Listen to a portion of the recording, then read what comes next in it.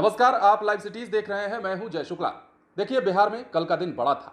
कल राजधानी पटना में महात्मा गांधी सेतु पुल के पूर्वी लेन का उद्घाटन हुआ और इस दौरान नीतीश कुमार और केंद्रीय पथ परिवहन मंत्री नितिन गडकरी दोनों ने संयुक्त रूप से फीता काटकर इसका उद्घाटन किया, जिसके बाद उत्तर बिहार के लोगों को 30 साल बाद राहत मिल गई। इस दौरान यहां सब लोग मौजूद थे, लेकिन बिहार में नेता प्रतिपक्ष तेजस्वी यादव मौजूद नहीं थे। उन्हें नहीं बुलाया गया था, उन्हें इनवाइट नहीं किया गया था। अब इसे लेकर राजद ने अपनी प्रतिक्रिया दी है। राजद ने इस पर सवाल उठाए हैं, राजद का दर्द छलका है और राजद ने सच्चाई भी बताने की कोशिश की है। क्या कहा है, हम आपको बताते हैं। दरअसल गंगा नदी पर बने गांधी सेतु पुल के पूर्वी लेन के उद्घाटन होने के बाद बिहार में सियासत गर्मा गई है। केंद्रीय मंत्री नितिन गडकरी, मुख्यमंत्री नीतीश कुमार और राज्य के पथ निर्माण मंत्री नितिन गडकरी ने पुल के पूर्वी लेन का उद्घाटन किया। गांधी सेतु के इस लेन पर यातायात शुरू होने से उत्तर बिहार से दक्षिण बिहार जाने के लिए लोगों को बड़ी राहत मिल गई है। सेतु के पूर्वी लेन के उद्घाटन कार्यक्रम में तेजस्वी यादव को आमंत्रित नहीं किए जाने पर मुख्य विपक्षी दल राष्ट्रीय जनता दल आक्रोशित है। आरजेडी के प्रदेश प्रवक्ता चितरंजन गगन ने सवाल खड़ा किया है और कहा है कि इस योजना को कार्यान्वित कराने में नेता विपक्ष की महत्वपूर्ण भूमिका रही है।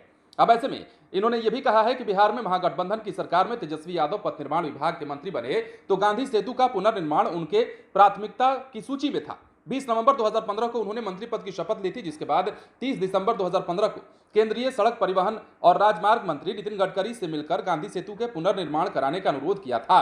उन्होंने यह भी कहा कि तेजस्वी यादव पुनः गांधी सेतु पुनर्निर्माण की पूरी कार्ययोजना के साथ 19 अप्रैल 2016 को नितिन गडकरी से मिलने गए थे।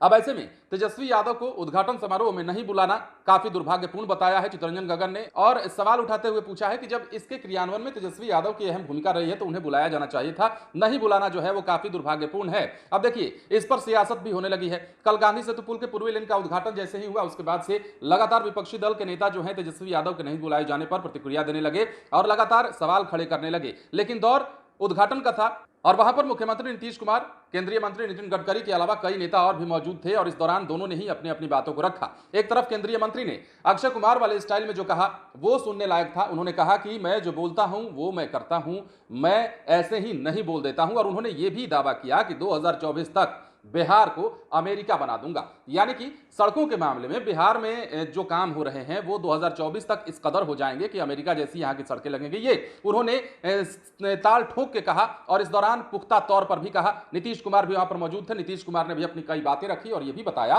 कि क्या कुछ था बिहार में।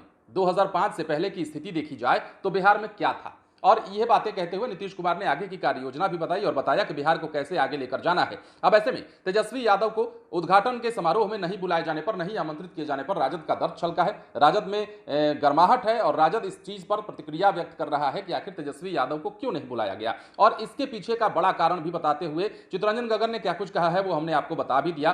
कहा है कि हमने मुलाकात की थी जब तेजस्वी यादव नेतृत्व कर रहे थे इस विभाग का, तो उन्होंने दिल्ली में जाकर नितिन गडकरी से मुलाकात की थी। उसके बाद दोबारा भी मुलाकात करने गए थे इसी योजना को लेकर के, और अब जबकि इसका उद्घाटन हो रहा था तो तेजस्वी यादव को बुलाया जाना चाहिए था, ऐसा राजद का मानना है।